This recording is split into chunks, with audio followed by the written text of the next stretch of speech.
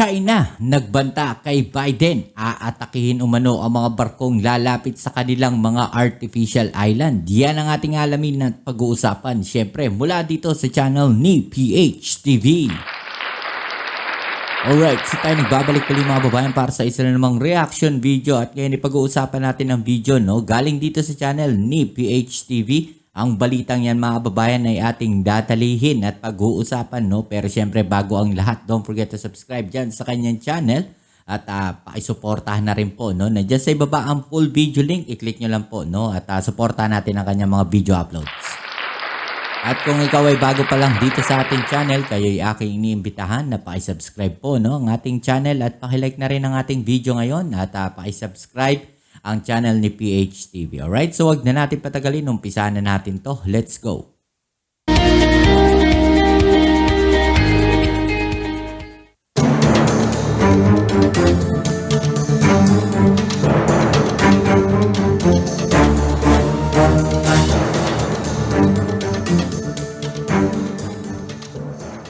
Iniulat na nagbanta umano ang China laban sa Estados Unidos dahil sa bago nitong batas na nagpapahintulot sa Chinese military na atakihin ang mga foreign vessels sa South China Sea, lalong-lalo na ang mga warships na illegal na lalapit sa kanilang mga artificial islands. Ang National People's Congress Standing Committee sa Beijing ay nagpasa ng batas na hayagang nagpapahintulot sa Chinese military na gumamit ng dahas at iba pang mga pamamaraan upang mapigilan ang paglapit ng mga foreign vessel o warship sa mga kinokontrol nitong teritoryo sa South China Sea. Grabe Ang People's Liberation Army Navy at Chinese Coast Guard ay regular na nagdi-deploy ng mga barko sa South China Sea at sa West Philippine Sea upang igit ang mga pag-aangkin nito at upang bantayan ang kanilang mga artificial islands sa pinagtatalunang karagatan. Regular din na nagpapadala ng mga barko ang US Navy sa South China Sea upang magsagawa ng freedom of navigation at upang bigyang babala ang komunistang bansa at ipakita ang suporta ng Estados Unidos sa mga kaalyado nito sa Timog Silangang Asya. Ito ay matapos na iulat na ang Pilipinas ay naghahanap ng mas malakas na international support tungkol sa maritime dispute nito sa China sa South China Sea matapos ang nangyaring banggaan sa pagitan ng mga Coast Guard ng dalawang bansa malapit sa Ayungin Shoal. Sinabi ni Defense Secretary Gilberto Teodoro na palalakasin ng Pilipinas ang mga multilateral activities nito kabilang ang pagsasagawa ng mga Freedom of Navigation Patrol sa West Philippine Sea na kung saan pilit na inaangkin ng China. Sinabi niya na umaasa siya na mas maraming bansa ang makikiisa sa paglaban sa mga ginagawang agresibo at ilegal na aksyon ng China, ngunit hindi nito tinukoy kung anong uri ng tulong ang hinihingi ng bansa. Naglabas ng pahayag si Teodoro matapos nagpalitan ng mga akusasyon ang Pilipinas sa China dahil sa isang nangyaring banggaan sa pagitan ng isang Chinese Coast Guard vessel at isang Philippine supply boat malapit sa Ayungin Shoal, isang bahura na nasa loob ng exclusive economic zone ng Pilipinas. Sinabi ng Pilipinas na sadyang binangga ng Chinese Coast Guard ang supply boat nito habang nagsasagawa ito ng resupply mission para sa mga Filipino troops na nakaistasyon sa isang grounded na Navy ship sa Ayungin. Agad namang ikinagalit ito ng gobyerno ng Pilipinas at umani ng pagkondina mula sa ilang mga bansa, kabilang ang Estados Unidos, Japan, Australia at United Kingdom na nagpahayag ng pagkikiisa sa Manila at hinimok ang China na igalang ang international na batas.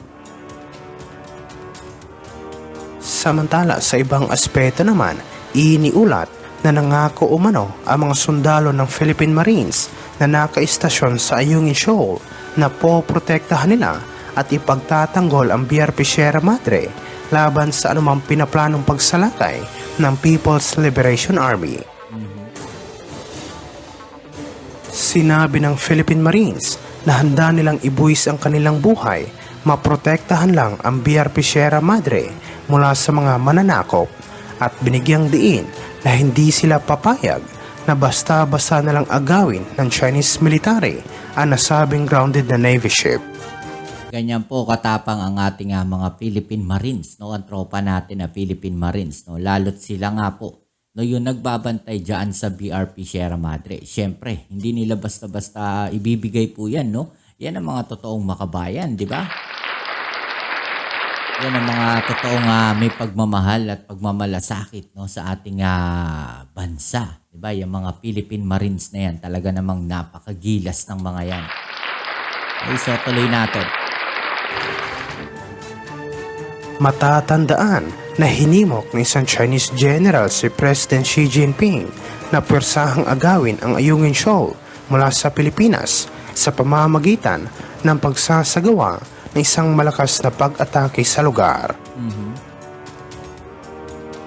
Sinabi ng Minister of National Defense ng China na si General Li Shangfu na hindi dapat matakot at magdalawang isip si President Xi Jinping na magsagawa ng agresibong aksyon dahil napapanahon na upang kunin ng China ang mga teritoryong inagaw ng ibang bansa mula sa kanila.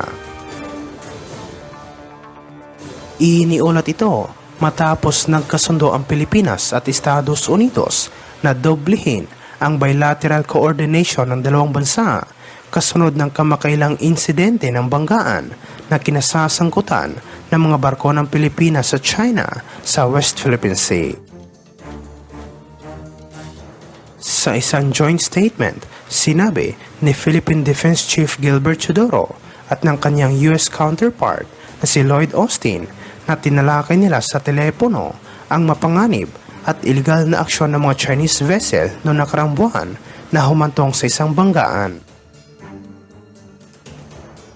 Binanggit din umano ng dalawang kalihim na saklaw na Mutual Defense Treaty ang mga public vessel, aircraft at armed forces ng dalawang bansa, pati na ang Coast Guard saan man sa Pasipiko at sa South China Sea. Idinagdag ng dalawang kalihim na committed sila na doblehin ang kanilang pagsisikap na palakasin ang bilateral coordination, interoperability at suporta sa modernisasyon ng Armed Forces of the Philippines. Nangako rin sina Chodoro at Austin na dagdagan pa ang saklaw ng kanilang pakikipag-ugnayan habang pinuri ng dalawang kalihim ang military cooperation ng dalawang bansa dahil sa matagumpay na ginawang joint maritime patrol sa West Philippine Sea noong nakarang buwan. Ang pag-uusap sa telepono ni Chodoro at Austin ay ginawa ilang araw matapos ideklara ni American President Joe Biden na ang defense commitment ng Estados Unidos sa Pilipinas ay parang isang ironclad.